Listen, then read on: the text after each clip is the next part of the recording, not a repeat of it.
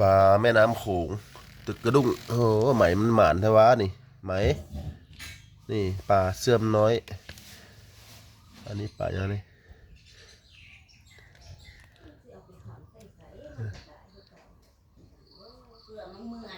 ปลายังก็ย่ายตัวนี้ตัวใหญ่ๆคือปลาแม่กระแตบนี่นะ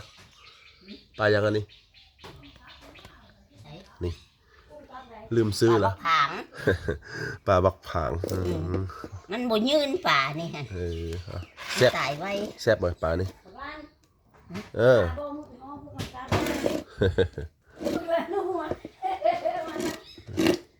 ปลากระจายอันนั้น ปลากระจายปลาบักผางน้อย